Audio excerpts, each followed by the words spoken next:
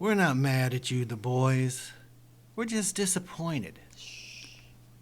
Don't be so hard on them. I'm sorry. From what happened to Huey at Tech Nights to the Deep's octopus scene, which somehow managed to be even more disgusting than last season's octopus scene, a lot to be disappointed in. Shame. I know you can do better. It's Dan. It's Margie. We're the Gen-Xers. Hit like and subscribe. Turkeys. Our review of The Boys.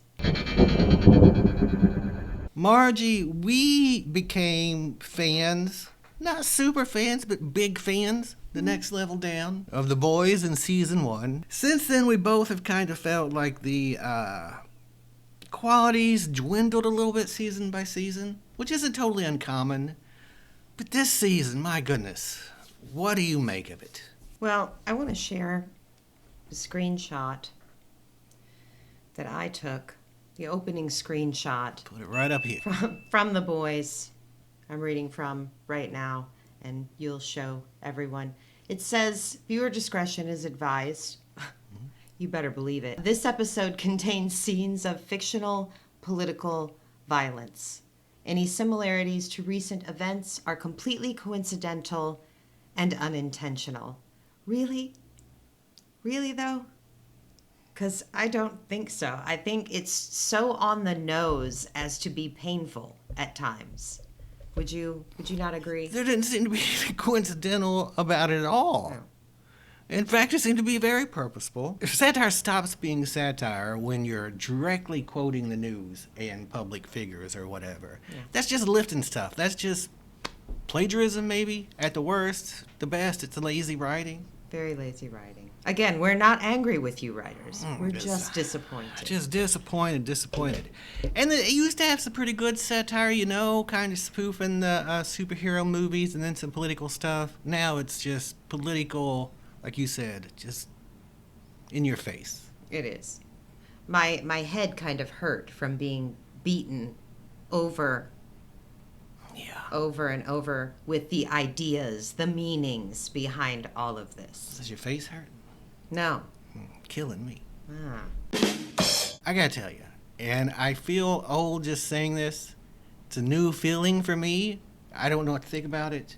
But I don't think it's because I'm old. I'm certainly no prude. Never been a prude. Ask anybody. They say, oh, Dan from the Gen-Xers. He's a lot. Not a prude. He ain't no prude. This show's disgusting.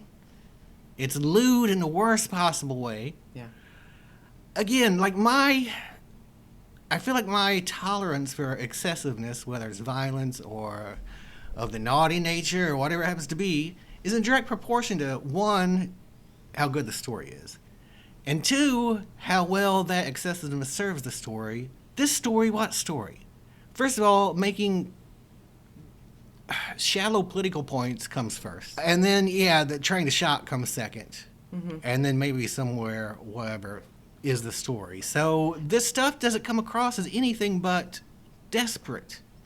Not only that, not only does the story come last, it's also this tangled mess of a fishing line of story. There's like 17 plot lines running through. All of them with Frenchie. All of them involving Frenchie. Look, to the writers of The Boys, Frenchie is never going to become a thing.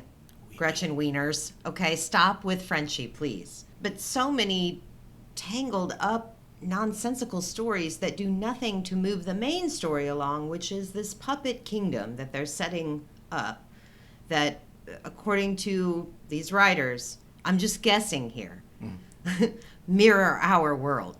I'm thinking that's the meaning I'm getting from this, Dan. Yeah. Is that the meaning you're uncovering as we watch this?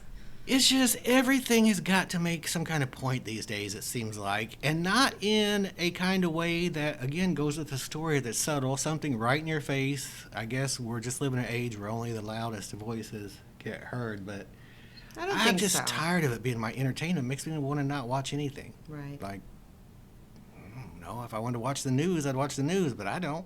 Am I getting old? Am I just getting more sensitive to this stuff? No, take it from someone who's been old for a long time. That's me, okay? This was over the top. we had two different things going on. When we weren't being beaten over the head with these meanings and ideas, and it's never good to assume that your audience is stupid. They're not. They're not. You don't have to beat people over the head with your ideas. So when that wasn't happening, though, then you had some sort of shock value, some sort of shock bait going on, whether it was violence, whether it was just crazy sexual situations, whether it was some, it was too much. It exhausted me, okay? Each episode, although they came out once a week, I had a week in between each episode, and it wasn't enough to rest from all that was coming at me. We normally don't like to poo-poo on stuff. Like, we don't like to give super critical reviews, because why give the publicity or whatever, right? We'd rather talk about something we love and then maybe you can discover and love. This has just gotten too bad. We had to review it because we used to love it till this season, 1, 2, 3 seasons ago. Well, this is hopefully a wake-up call to the boys who I'm sure like and subscribe to this channel all the time, and you should too, by the way. We will say one good thing about it, maybe. I think the acting is good. The actors are good. The guy who plays Homelander, really good. His facial acting alone, Emmy-worthy. Yeah. Carl Urban, though, I haven't really understood a lot that he said since about halfway through season 2. He's going round, re-roll, man. Don't go round, me, row. Right. A full round, re-roll. Oh, no. Don't do that. No, never go full round, re-roll. Don't you go round and round to re-roll. One thing that I do want to say that I am angry about, and more than just disappointed. No spoilers, spoiler-free review. But I'm pretty sure that Kurt Cobain would not have wanted one of his songs used in any mainstream television show, no matter how edgy you think it is, Mr. Director of the show or whoever, owned by freaking Amazon. Jeff freaking Bezos of all freaking people, man. What the frack? He probably owns all that crap now. All right, well, calm down. I know that really, that part angered you. Are you going to be okay? Better burn out than fade away. I always say it. No, you don't. Yes, I do. Look, we're going to rate this for you. We're not going to tell you to watch it or not watch it. That's your choice. That's your choice. You can watch it or not watch it. I would say, it held our attention, sure. But your head's going to be spinning.